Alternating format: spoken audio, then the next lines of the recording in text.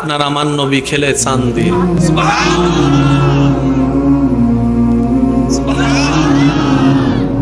একটু মোহাব্বত করে বলা যাবে, নবী যেদিকে চান সেদিকে, সুখ যেদিকে চান সেদিকে।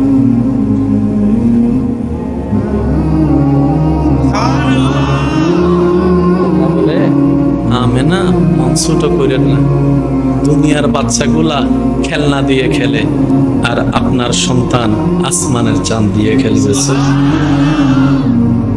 আল্লাহু আকবার, আল্লাহু আকবার। আল্লাহর কত বড় দয়া যে আমাদের উপরে, নবী রাহমাতুল লিল আলামিনের উম্মত বানিয়ে আমাদেরকে ডাইরেক্ট জিরো থেকে হিরো বানাই দিয়েছেন। সুবহানাল্লাহ। এবার সেই নবী রাহমাতুল লিল আলামিন রাস্তা দিয়ে হেঁটে যাচ্ছে, কি কোনো সমস্যা ভাইয়া? পিছনে কি টাক টাক আর কিছু করেন না, কিছু করার নাই এখন। আল্লাহ ইল্লেন তাই বাজে আর বাবু তুলি যাবে। একবার বলি মারহাবা, আর একটা না জোরে হন আমার হাওয়া। এবার আপনার আমার নবী রাহমাতুল লিল আলামিন, মনোযোগ মনোযোগ মনোযোগ, নবী রাহমাতুল লিল আলামিন আরো বড় হতে শুরু করলেন, আরো বড় হতে শুরু। তো বিবাহের দরকার আছে না? আমাদের এখানে হাজার কিছু থাকার পরও বিয়ে হয় না। ফিন লাগাইনের মানুষ ডাইরেক্ট লাগা দেয়, ডাইরেক্ট মাইয়া তো আই না বলছো না বিবের আনো দুইতে রইবেরে কি জল্লা জানোস নইতের মা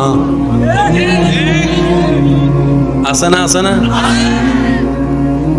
ফুয়া তয় ন বলছো কেন? এটা আর এক কোনবার গাছতলা বয়ে গাছা হাতে ফুয়াই বেড়ে কিলা নতে, অথচ ডাহা মিথ্যা কথা, বাস্তবতার সাথে কোনো সম্পর্ক। তা আমরা জিজ্ঞেস করলাম কি রে ছেলে তো এমন না, তুই এরকম বলছিস কেন? বানায় বানাই হতে হতা হন সারা তাই না পারি এনে হই দি কিছু আছে না? সাত দোয়ানত বই বই রে আছে না, আছে না? আল্লাহ তাআলা আরো বাঁচায় রাখো। মানুষের বিয়ে ভাঙ্গি দিয়ে দিলে কিছু আছে না? এ হামত জীবনত ন যাবেন, এই হামত জীবনত ন যাবেন। বেশি হইলে মন নচাইলে তোর হইন ওয়াই তো বালা হইন পারি অনর্গান অনে যাচাই করি সন না বলে অনে হা অনহন না অনহন মনত থাকবো না বাজান। কেউ যদি ফুসর করে ফুয়াইবে কেন অনতুন হইতো মন নসার হিংসা লাগে দেরি না হইলে গুনাহগার। কথা বলেন, কথা বলেন। ছেলের জন্য মেয়ের খবর নিতে আসলো, মেয়ের জন্য ছেলের খবর নিতে আসলো, পারলে ভালোটা বলবেন যেটা সঠিক। প্যাঁচ লাগাই দিয়ে পিন লাগাই দিয়ে কারো বিয়ে ভাঙ্গার চেষ্টা করার দরকার, এটা মারাত্মক ধরনের একটা কবিরা গুনাহ। আল্লাহ আমাদেরকে এই সমস্ত নোংরা কাজ থেকে, নোংরা মেন্টালিটি থেকে হেফাজতে থাকার তৌফিক দান করুক বলি আমিন। যদি বেশি আপনার বলতে হয় অন্তত এতটুক বলেন, ভাই আমি তেমন ভালো কিছু জানি না, তোমার খবর তুমি নাও, তাহলে আপনি আর দায়ের মধ্যে পড়বেন। কিন্তু কারো ইজ্জতে আঘাত দেওয়া মানি, মনে রাখবেন রাসূল পাক সাল্লাল্লাহু আলাইহি ওয়াসাল্লাম হাদিসে পাকে ইরশাদ করছেন, কেউ যদি কাউকে সমাজে, পরিবারে, এলাকায় মানুষের সামনে ইজ্জত হরণ করে, বেইজ্জত করে, আল্লাহ তাআলা সেই বান্দাকে ঘরের ভিতরে থাকলেও বেইজ্জত করবেই করবে। তো নিজে বেইজ্জত থেকে বাঁচার উপায় হচ্ছে অন্যকে ইজ্জতে রাখা। অন্যের ইজ্জত হেফাজত করা মানে আমি আমার ইজ্জতকে হেফাজত রাখা। সেজন্য মনে রাখবেন, আপনি আমি দোষ বলে কাউকে যদি ইনসাল্ট করি, ওনার রব কখনোই আমাদেরকে ছাড়বে, আর রব যারকে ধরবে তার অস্তিত্ব কখনো টিকবে। সেজন্য নিজে বাঁচতে হলো মানুষের উপকার করার দরকার আছে না নাই? আল্লাহ তাআলা আমাদের সবাইকে পাক্কা মুসলমান, পাক্কা ইমানদার বনে কবরে যাওয়ার তৌফিক দান করুন। অন্যের উপকারে, অন্যের মুখের হাসি হওয়ার তৌফিক দান করুন। একবার দরুদ শরীফ পড়েন, আল্লাহুম্মা সাল্লি আলা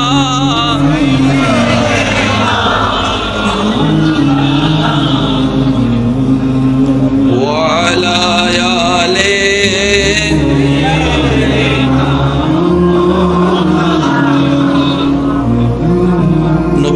সবাই মিলে একবার বলেন মারহাবা। এবার আমি আস্তে আস্তে বলছি, আপনারা শুধু মিলাবেন, যা জানেন সেটাই বলবো, কিন্তু একটু গভীরে যাব। মক্কার একটা নিয়ম ছিল, মক্কায় যদি কোনো নবজাতক শিশুর জন্ম হতো, অন্য এলাকার সন্তানের নবসন্তানের মারা এসে কিছু টাকার বিনিময়ে ওনাদের বাচ্চাদেরকে লালন পালন করত। তো মক্কার যারা মানুষ, ওনারা বেশিরভাগ ছিল ব্যবসায়ী, সংসার ব্যবসা ট্যাবসা মিলে তেমন কোনো টাইম পেতেন না। ওনারা চিন্তা করতেন কি, বাচ্চাকে দিয়ে দিলাম, ওনারও কিছু উপকার হলো, আমিও মোটামুটি একটু সেফ থাকতে পারলাম। বহর আসতে লাগলো মক্কায়, সন্তান নিবে। অনেকেই নবীর ঘর থেকে ঘুরে যাচ্ছে, এটা শুনে যে এই ঘরে একটা সন্তান আছে কিন্তু ওর বাবা নাই, যেটা আমাদের সমাজে হয় আর কি। এই ঘরে একটা সন্তান আছে কিন্তু বাবা নাই। এখন মানুষ মানুষের মতো চিন্তা করে, কয় যার বাপ নাই দিলে আর কদ্দুর দিবে। ঘুরে ঘুরে চলে যাচ্ছে, অন্যগুলারে টাকাওয়ালা সন্তানগুলোকে নিয়ে নিয়ে সবাই চলে যাচ্ছে, নাই আর কেউ। এদিকে আছে হালিমা। একটু বুঝবেন এই জায়গায়, পয়েন্ট একটু বুঝবেন। হালিমা দুর্বল একটা বাহন নিয়ে এসেছিল, যেটা সবার পরে আসছে। উনি আস্তে আস্তে সবাই নিয়ে গেছে। এবার হালিমা এসে বলে, যার কেউ নাই এখানে আছে, ওনার তো বাপ নেই, ওর সমস্যা নেই। এবার হালিমা তো সাদিয়া যখন ওনার নবী রহমতুল্লিল আলামিনকে দেখলেন, কোলে নিলেন, জীবনতে অনেক সন্তানের চেহারা দেখছি, বাচ্চাদের চেহারাতে এমনি মায়া থাকবে, স্বাভাবিক, সুন্দর তো হবে, বাচ্চা তো বাচ্চাই, বাচ্চাদের কোনো এত রং নাই।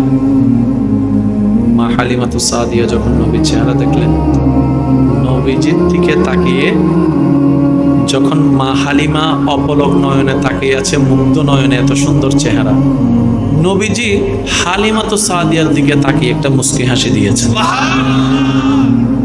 এবার মুস্কি যখন হাসি দিছে, হালিমা তো সাদিয়া বলে যে লাভ হোক লস হোক, সবসময় লাভের চিন্তা করার দরকার নাই, আমার এটারে লাগবে। তো অনেকে বলে ওরা ওরা ওরা নবীকে নেয় নাই।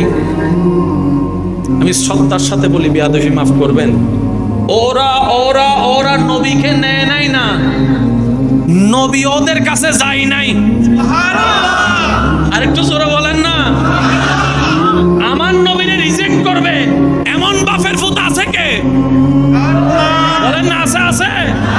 আমার নবীকে রিজেক্ট করবে, আপনার নবীকে রিজেক্ট করবে, আল্লাহর হাবিবকে রিজেক্ট করবে, সৃষ্টি জগতে এমন বাপের ফুত তারা নেয় নাই না। আমাদের নবী তাদের কাছে যায় নাই। যাওয়া না যাওয়া কার হুকুম? তারা নিবে কিভাবে? আল্লাহ তো ব্যবস্থা করে রেখেছেন, নবী হালিমার ঘরে যাবে, তারা জোর করলেও তো নিতে পারবে। সবাই জানেন, শুধু একটু স্মরণ করিয়ে দিচ্ছি। এবার উনি বলে যে লাভ লস যা হওয়ার হোক, গ্রহণ করলাম। এবার আপনার আমার নবী